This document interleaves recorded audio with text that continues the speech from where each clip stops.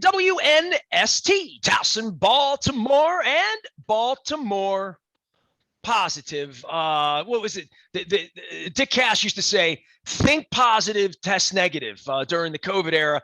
Think positive and hope to not get a WNST text from Luke Jones on the Coons Ford WNST text service, because there's two kinds of text you send, Luke. There's the one where the guy gets injured, and then there's the one you send when they sign Latavius Murray. This has become crazy. And, people are asking me, is there something wrong with the turf out there? Well, first off, I ain't out there walking around. Even if I was, I'd say, feels like nice grass to me. So this is like way above my pay grade as to why the plague has taken to people's bodies in Owings Mills and what the hell is going on out there.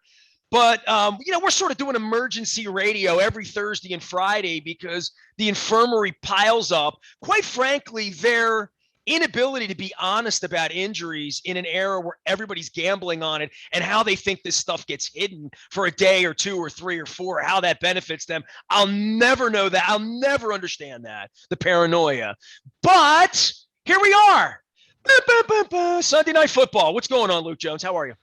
Doing well. But you just said it. It feels like every time we get together to talk, and we talk quite frequently, we're talking about someone new. We're talking, and in this case, some days I'm wearing the same shirt that we're talking so frequently. But right. This is my Fadley shirt today and my Wise mug. Yes, right, and it looks nice. But it does look nice. I'm gonna have a crab cake Monday, whether we win or lose. With my boy there you go. Alex. Hey, I'm going to Lexington Market. The victory will be mine with the mac and cheese at Fadley's on Monday. But I was just going to say it'll be a victory Monday for you in that case, regardless of how Sunday night plays out. But in this case, we're talking about an old injury here with Ronnie Stanley, and we talked about it, Nestor, after Monday night's game. So much of the focus was on Alejandro Villanueva, and understandably so. $8 million guaranteed, and he was awful. But I had said over the course of the conversation, Ronnie Stanley wasn't much better, and that's where you look at that and say, okay, is he right? Because we've seen a guy that maybe he isn't Jonathan Ogden, but he's certainly the best left tackle they've had since Jonathan Ogden. And that's a high standard. That's a compliment to what Stanley has been over these last 5-6 years. But when you see him struggle to the degree that he did, and you can look at these different websites like Pro Football Focus and Next Gen Stats, they're tracking pressures allowed, hurries, quarterback hits, all those different things. And by the way, apparently Orlando Brown wasn't faring so well in pass protection last weekend either. He wasn't, and we'll see if Odafe Owe and Justin Houston have something to say about that on Sunday night on the opposite side of the ball. But when you look at some of those measures, some of those numbers from Monday night in the case of Stanley, and we know there's subjectivity involved, but Pro Football Focus had tracked him giving up as many pressures as he basically gave up in the entire 2019 season. Now think about that for a second. You're talking about a guy who 2 years ago, when he was an All-Pro, Pro Bowl left tackle, not talking about last year with the injury, 2 years ago, what he did on Monday night was roughly, he had as many miscues Monday night as he roughly did the entire 2019 season. So something's not right there. We didn't see him on Wednesday. John Harbaugh was asked. He had no update. That was a little bit of a red flag. And since then, there have been reports as Stanley hasn't practiced. I'd say this: we're not allowed to report on what the alignment is out at practice, but I would just say the alignment sounds some alarm in terms of Alejandro Villanueva has been a right tackle from the moment he arrived in Baltimore over the course of OTAs, mini camp, training camp. And you know me, I missed very few days out in Owings Mills. I did not see him line up at left tackle once. You read the tea leaves there in terms of some concern, not just for Sunday night, but who knows what that means moving forward. But what I will say about that is the guy we saw on Monday night wasn't Ronnie Stanley as far as the player that we've come to know. So if he physically is not right, if that ankle is not right, and he needs some time to get back to full health, they have no choice but to acquiesce and shut him down for a while, because he's too important to the big picture, whether that means he misses a week, whether that means he misses a month, whether that means more than that. I don't know. And I would assume we'll get more details as we get closer to Sunday, and the Adam Schefters of the world, the team will leak out information or what have you. But It's a concern because I go back to late April and you and I kind of sparring back and forth about the Orlando Brown trade. And my concern was never that it was bad value or anything like that. My concern was what? You Depth. still have to think There's about depth. 2021. Sure. Right. And what I look at with that trade, look, they got Odafe Owe with the 31st overall pick. Good season debut for him. I think they're encouraged. They like what they see from him. Great. Good. Long term, that makes it a good deal. If Ben Cleveland, who they also got in that swap of picks with Kansas City, becomes a starting guard for them at some point in the near future, then great. That makes the trade even better. But there was always that question of what? The 2021 value of having Orlando Brown Jr.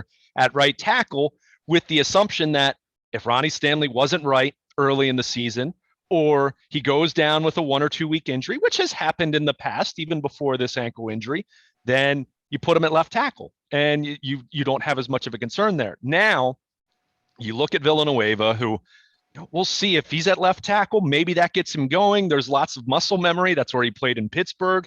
But the guy I saw on Monday night wasn't moving well, wasn't bending well. And I don't think moving from right to left tackle is going to fix that. I think those are issues of a guy who is about to turn 33 years old. And it might just be that he's over the hill and really declining, which was kind of the sentiment in Pittsburgh. So, but 33 on the O-line, this isn't the Bruce Matthews era anymore. I don't think. You know what I mean? Yeah. If you look at Ogden, you look at Yonda, you look at where Matt Burke, kind of a special guy in different ways, but and I'm not saying Villanueva is not, and the whole like military background.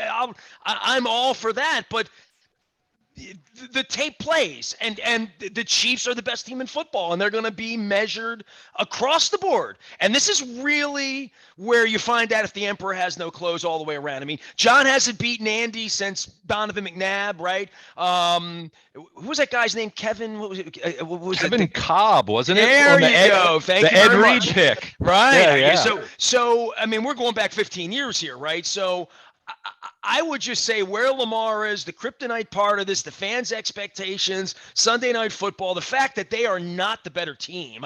There's no case to be made that the Ravens were the better team, even if they were 100% healthy and had won in Vegas the other night, even if Dobbins is running the ball and Edwards is there to be the Gus Bus in the second half, and Marcus Peters is out running around with Tyreek Hill and pushing these guys around and stripping the ball from Kelsey and going up and all that's gone, dude. And then there's the offensive line. So, and the fact that the wide receiver that they drafted isn't on the field. Like all of these issues of the hopes and dreams of May and June set forth to the realities of injuries of August and then playing in 6 days in September against the best team on the planet who looks very healthy. I mean, I had Adam Teitzer on this week. I had Danny Welniak on this week. I had Brian McCray on. They're all like, Honey Badger's coming back this week. I'm like, we got nobody coming back. Wait, and this is on Tuesday, and then on Thursday, the rest of the thing starts to fall apart as well. Go through the whole infirmary for everyone. Go piece by piece as to who was on the field in the Washington football game 3 weeks ago versus now. Like, who's standing? Well, do you want me to just go down the injured reserve list and then I'll get to the injury report for this week? Hey, well, the amazing part is, like, if this were week 11 or 12 or 14, you'd say, you know what? It's just been a bad year. Yeah. But when it's week 1, literally, it's uncanny. It really is uncanny. It really is. It's just been so condensed. I mean, it's happened in such a short period of time. If you looked at their injury list now, their injured reserve list now, and to your point, it was November, it would feel like a rough season, but it wouldn't feel extraordinary. The fact that a month ago, literally a month ago, they had LJ Fort. They had, Rashad Bateman had been kind of banged up in the spring and the summer. So that one had kind of been, it came to a head, obviously, when he pulled up lame and had to be helped off the field. And we know he got the surgery a few days later. But you had Marcus Peters. You had J.K. Dobbins. You had Gus Edwards. You had Tyree Phillips. Miles Boykin hurt his hamstring early in camp. So that one, that one Nick Boyle, the knee injury from last year. I forgot about him. He's still on the team, right? Like there are guys I haven't even seen move to realize like Jimmy Smith feels like he's not on the team to me. I haven't seen him, so he's not there. He might be back this week. So if you're looking for a good piece of news, he's practicing. He was limited last week. You figured he was going to need a week because he missed over a month of camp with the ankle. I feel pretty good about him being back now. Is By he the way, going to be 100%? the Bateman kid to me is like Sergio Kindle. It's like I've just written him off, and seriously, I'm not being a dick. Yeah. I'm just sort of like he's Sergio Kindle. He's just the guy we drafted, and when he shows up, I hope he's not Perryman. You know what I mean? And if he's not, great, that's a bonus. But you know what I'm counting on from him? Zero as a fan. I don't expect him out there week 8. I don't expect to see him catching 9 balls against Chicago or down in Miami when the heat hits on that Thursday night and the Ravens are 3-6 or 6-3. I don't know what the hell they're going to be. I guess that's why I'm watching the games. But I'm not expecting the Bateman kid to catch 40 balls this year. I'm just not. And I don't. Now, Sammy Watkins, of all the things, Dennis is, I love having Dennis on the show, but Dennis said something. And I don't think about it like this. He's like, if the game would have ended with 30 seconds left to go, Sammy Watkins would have been the star. We'd be discussing all of this so differently. And I wanted to bring that up with you because, that's not something you and I did in the aftermath when I'm sitting in Las Vegas. It's 3 a.m. for you. And we're just talking about the game in real time, in real ways, because it was a loss and there's no other way to talk about it. But it is amazing how – all of that, they'd be a 1-0 team right now with a lot of injuries and a lot of problems and whatever, trying to figure it out. But you do feel like the sky is falling, and it does feel like, how in the world are they going to beat this football team on Sunday night? Yeah, and it really does illustrate how razor thin the margin between winning and losing is in the NFL. This isn't Alabama going up against some mid-major school that's getting a payday early in September. It's not that. As much as it feels that way sometimes when you think about the Dolphins a couple years ago when the Ravens went down there and hung 59 points on them. Those scenarios are very rare. That's why that 2019 team was just so strict. It was just so amazing. The way that they just blew out teams week in and week out. Teams weren't prepared to play them on a week-by-week basis. Defensive coordinators really didn't know what to do. And even if they knew what to do, they didn't have the pieces to stop it on every play. And it was only 3 or 4 plays where all hell would break loose, and you'd be losing by 3 touchdowns. And it really was crazy. And even during it, I think we said 2nd and 2 on every possession is not normal. It's just not normal. Of course. And they had an extremely healthy and strong offensive line. Think about that. Ronnie Stanley, who missed the Jets game that year with the concussion, but he was healthy other than that. Bradley Bozeman posted up and started at left guard. Matt Skura played well until that was the one injury they had. And then Patrick McCary came in and played well. They had Marshall Yanda at right guard. They had Orlando Brown at right tackle. You penciled in that lineup every week, save for, until the Skura injury. And then they had a replacement who did a nice job. And now we're seeing the difference last year. We're seeing the difference already in 2021. Well, you see the difference when you lose a Hall of Famer. The Ravens burped with this big time with Gaither and, struggle with it throughout that era until they figured out Bryant McKinney and, that Orr wasn't the answer. Blind side, left tackle, they make all the money, they go to the Hall of Fame.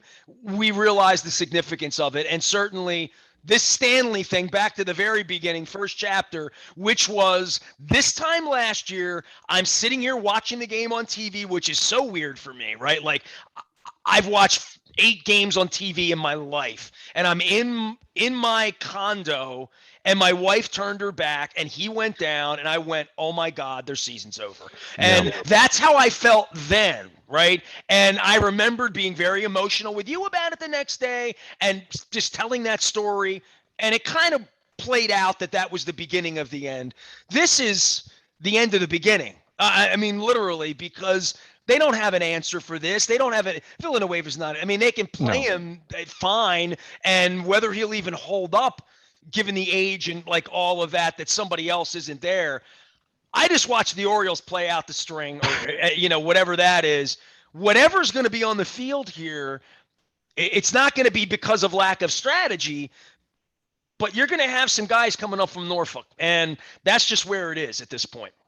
It won't be as bad as that, but you're right. You do get to a point, and we're already seeing it. They bring back Andre Smith on the practice squad, a guy who I know is a former first-round pick of Marvin Lewis, and Marvin knows him very well, but he showed nothing in the spring and the summer that says he belongs on an NFL roster right now. And that's sort not of to the say Andre Garrod, we've had a couple mean, of Willie Anderson at the end. I mean, the Ravens are, Yeah. Ozzie loved old offensive linemen. He just smart offensive linemen. Willie Anderson did a hell of a job for the Ravens in 2008. I mean, you can find guys from time to time, but a lot of times it's going to be the alternative. You said it at the beginning, talking about the age of offensive linemen as it relates to Villanueva. We remember the guys who play into their mid-30s. You mentioned Matthews. Marshall Yonda was that exception. I mean, Yonda played until age 35 at a really high level. You know what's funny, dude? You said Marshall Yonda, and you were going through the players 2 years ago. And I'm like, I was going to say Marshall Yonda in his prime, but it wasn't far off of his prime. I mean, I went to his locker every night after those games, and he couldn't stop smiling about just kicking the snot out of everybody every week. And he left on that note, and he's probably going to the Hall of Fame. I hope he goes to the Hall of Fame. I hope so. But it was almost his prime, and that's, I guess, takes me back to where I started talking about Ogden and Gaither and all that, and sort of interrupted you on it. But losing Yonda is still part of the bleeding here, that you don't pick up the pieces from losing a Hall of Famer like that in that position. Well, and it's just the impact it has on you. And look, they bring in Kevin Zeitler. Zeitler played. He was fine on Monday night. I didn't think he played poorly. But there's that year gap between those two that they really struggled at that position. Okay, you think you figured out right guard now? Well, your franchise left tackle, who you paid nearly $100 million 2 days before he hurt his ankle last November 1st, still isn't right. And again, I don't want to get too far ahead and suggest that Ronnie Stanley is not going to play football this year, because we got to see what this looks like. He's getting opinions, and hopefully we'll get some kind of meaningful update from the team at some point here, whether it's before Sunday night, whether it's after Sunday night, whenever. But you just look at that, left guard. I mean, Bradley Bozeman's playing center now. You hope you've stabilized that, but he's going to be a free agent, and you're going to have to either pay him or you're going to be starting over there. I mean, it's very difficult. That's why I go back, Nestor, to 2 years ago when they fall to Tennessee in the divisional round, and so many Ravens fans, I mean, the disappointment was so palpable because that team was so dominant over the course of the season. And so many fans wanted to say, well, they were a year early, they were ahead of schedule. And those things are fine to tell yourself that, but you also know how this league works. It can be very fleeting. They don't say not for long as an abbreviation, as a nickname for the National Football League, not for long. They don't say that if there wasn't reason for it. And things change because of injuries, because of the salary cap, because of COVID, which, no one could have predicted that last year as it pertains to football. And things change very quickly. Think about the Jacksonville Jaguars. 4 years ago, they were winning in the second half of the AFC Championship against Tom Brady and the Patriots. And that franchise has completely started over since then. At the time, people were thinking, wow, there's a new power in the AFC. There's an ascending team in the AFC. Philadelphia Eagles won the Super Bowl, and I don't know who the hell's on their team anymore. New quarterback, new head coach. It doesn't take long. And that wasn't to say that the Ravens were doomed 2 years ago. It was to say, wow, that's a really missed opportunity, because you don't know if the stars are going to align in the same way every year. By the way, anytime anybody leans back to throw a pass for the New England Patriots in any other jersey, it looks like a replacement game, right? It looks to me like that movie with Shane Falco. It looks like. It looks like, and I remember replacement football in 1982, where guys were just running around in helmets and you had no idea who the hell they were. The Patriots feel that way to me when it's not Tom Brady. I'm like, who's that cat? What's that number? Because you've seen it for so long. And I think maybe when Brett Favre left the Packers, and I'm sure when Johnny Unitas left here, whatever, you get that, that broken vibe of like, what's wrong there? What's wrong? We still have Harbaugh walking the sidelines here, and the helmets are still purple, and we still play some defense around here. But I think the level of expectation, if the Chiefs come in and put a beat down on them Sunday night, and I'm not saying that's the way it's going to be, and I tell you what, The Ravens aren't susceptible to that. You know, John doesn't live that way. John doesn't, like, historically. I mean, for whatever differences I ever have with John, John's a hell of a coach and getting ready for a game like this. And I don't expect him to go out and lose 44-14 on Sunday night. But the Chiefs are capable of doing that to you. Sure. And with this team and Lamar and his demeanor when things go the wrong way, I've never loved it. I know nobody loved Flacco's stoic thing, and I always defended that as probably the way to go. The pounding on the dirt when you don't get a first down, and the crowd starts leaning, and our crowd's going to be boozed up and booing. I mean, they cheered Kyle Bowler getting injured 15 years ago, dude. So I'm just telling you, when things go wrong here on Sunday night and the team's 0-1 and people are paying $235 to sit in the lower deck, my seat in the upper deck, the seat next to me, is available and $195 through the box office. I checked the other day. Maybe I should sell my tickets. But I'm just saying, expectation, not having gone to the game, and if things are tight and it's good, great. Yeah. But if things start to go wrong on Sunday night, I am very, very concerned by the fans, the home team, because I don't think they're going to win. I don't necessarily think they'll play poorly. I think the Chiefs can make other teams look to play poorly. I just think Mahomes is a technician here, and I'm concerned about it not going well Sunday. So you can talk me in or out of the tree, but that is my pre-prediction. And I really hope they play well, and I hope it's a great game. And if they lose, it's a heartbreaker. And if they win, it's a nail biter and like all of that. But I am concerned for the first time in a little while that they're going to a gunfight with a water pistol. Yeah, I mean, it's tough. Look, they could have beaten the Raiders by 50 on Monday night, and I was going to pick Kansas City just because we've seen this movie so many times. And now, when you consider the injuries, whether you're talking about Ronnie Stanley, the number of injuries they had before week 1, but Ronnie Stanley's uncertain status for week 2, and moving forward, we'll see. I mean, hopefully he's back soon and playing at a much higher level, because the guy in week 1, he didn't help them. I mean, that's just a reality. It was Ronnie Stanley, the human being, but it wasn't Ronnie Stanley, the left tackle we've come to know. So that's why I said, yeah, you kind of look at that and say, all right, if you need to shut him down, you got to shut him down. And however long it takes, you got to do it. And you have to try to tread water the best you can. But you just look at it, no Marcus Peters already. We'll see about Jimmy Smith. He's practicing. I think there's a reasonable chance he's going to be out on the field. So that should help, you hope. At the same time, Jimmy Smith's 33 now. So even him fully healthy, what does that look like? Because we didn't see it most of training camp.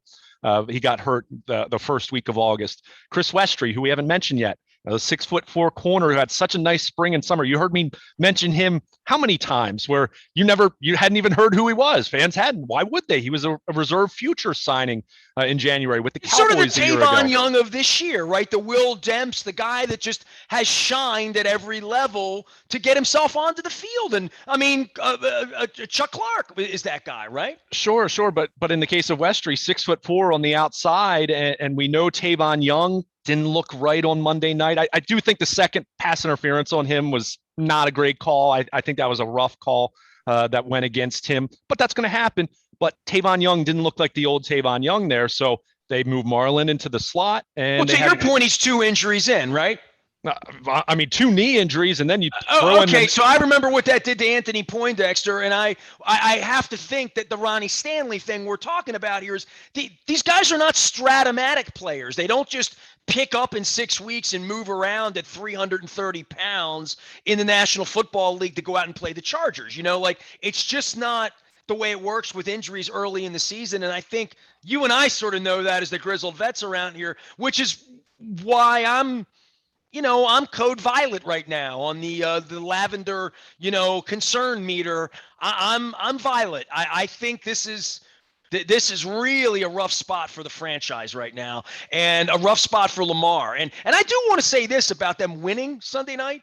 If they win, it's going to be because he puts on a cape, and he's capable of that. Sure, he's capable of that. So, I mean, I want to make that very clear, but I think he needs to have other magicians. He needs rabbits around him and hats in order to be able to do what he does, and certainly needs some sense of symphony that this thing does work in concert. He's running backs. He doesn't know their names. They have exchange issues. He has wide receivers who probably weren't good enough to begin with, even if everything was great. He's got to figure out how to get him the ball. And now he's got no tackles, really, and whatever the guard situation is going to be, right?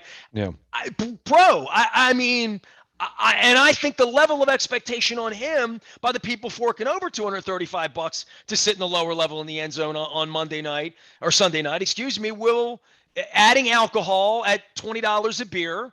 And like, I just think this is a really rough spot. And I hope he puts a cape on, and I hope he plays great, and they either win or lose 38-35, right? Right. I mean, it comes down to this.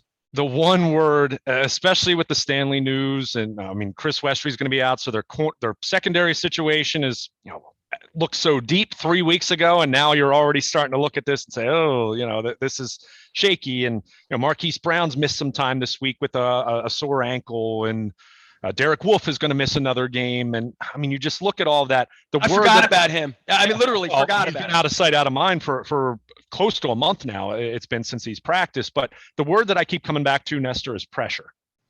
Pressure to beat the Chiefs. Pressure to not fall to 0-2, because we know what that historically means. Although, you hear the 11, 12% of 0-2 teams that go on to make the playoffs. Most of those 0-2 teams are terrible to begin with. So that number isn't real, but it sounds perilous, right? It sounds like, oh my gosh, you fall to 0-2, it's over. The season's not over if they fall 0-2, but I think the notion there is if you're 0-2, you might be there's an 89% chance you're one of the bad ones. It could be. And it's a sign. It's a warning sign that you saw. And this is why I keep coming back to 2015. And look, the difference, and you just mentioned it a couple minutes ago. Lamar Jackson is that dynamic where you feel he has the capability with his athleticism and his pure talent that he can put a cape on and win you some games that you might not have any business winning. And maybe that happens Sunday night. And let's keep in mind, we've seen the Kansas City Chiefs do this thing as great as they are. And look, they're the class of the AFC until someone proves otherwise. But we've seen, even going back to last year, they've almost become like that NBA team where they seem bored for large stretches of the game. And the Browns took it to them for 2.5 quarters. Let's call a spade in week 1. Cleveland was the better team for most of that game. I mean, they were. But Patrick Mahomes and Andy Reid and a team that's won a Super Bowl and has been to 2 straight Super Bowls, they have that ability to go on that run, and it's going to come. So that's where the Ravens, the formula for them to pull out an upset victory on Sunday night is to start fast, get out to a lead, maybe force an early turnover, get up 2 scores, and then you can just pound the rock and lean into that. And Lamar's going to be running the ball a lot. And they'll hand it to Tyson Williams and Latavius Murray, and Devontae Freeman's on the 53-man roster now. And you just try to do that. But when you do that, you've got to finish drives. You got to score touchdowns. So the pressure to try to do something like that, the pressure of the fans, as you mentioned, the pressure to keep the pressure off of Lamar Jackson in the pocket, to try to pressure Patrick Mahomes. Pressure. That is the word. And I think using the crowd as an advantage, not a disadvantage, because the crowd's going to be there, but the crowd's going to be where the game is. And if it's 14-3 early, they're concerned. Bad news. They're concerned. Yeah, I mean, staying in the fight, field goals instead of touchdowns on the other side, touchdowns instead of field goals on our side. No mistakes, fumbles, interceptions, block kicks, bad special teams plays, like all of those. I had Coach Billick on, by the way. I just want to plug this. I had Coach Billick. I had Mike Nolan on too, but I had Coach Billick on. And Coach Billick finally told me, and don't tell anybody, that all that next man up thing is bullshit. So he finally admitted it. I want you to go watch it. I want you to see it, okay? I'll get Feinstein on too to prove it. You know what I said? I've said this for going back to that 2015 team. I said, look, that is a great rallying cry, but at some point in time, you get to a point with so many injuries, it's a T-shirt slogan. And I don't know if the Ravens are there yet, but boy, they are getting close at this point. And I don't say that with any disrespect. I think it was a very talented roster in the spring and the summer, but I read off the names. I read off the names on IR. I read off the names that aren't going to be out there Sunday night that you're hoping to get back at some point. You get to a point where it's too much to ask. And that's not to say they're going to give up. It's not to Well, say the that depth chart, when you look at it on paper, is what's really going to be on the field, and then that is going to have to go execute against the best team on earth.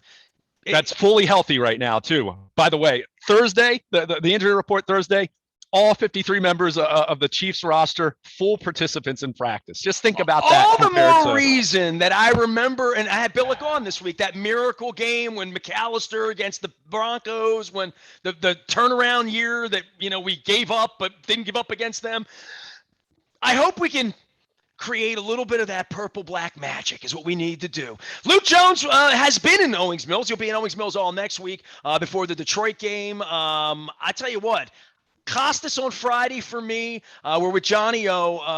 I have an incredible reunion with a whole bunch of sports friends and sports writers on Saturday. I'll be out on social media having some fun with that. Obviously on Sunday we got game time, but before that, going to be at Wise Markets with Rob Santoni and the Crab Wagon having the Wise $6 signature crab cake. So the crab cake tour, Costas, then the Wise Markets in Fullerton on Sunday at 11 a.m. And then I'm going to be having a Fadley's crab cake on Monday as well. I am Nestor. He is Luke. You can find both of us out on the interwebs. He is Baltimore Luke. I am the aforementioned Nestor Aparicio on Twitter, Facebook, LinkedIn, Snapchat, and anywhere the purple flock travels. Let's all join hands and pray for the Ravens. We are WNST, AM 1570, Towson, Baltimore, and we never stop bleeding a little purple and black and orange and other things. We're Baltimore positive.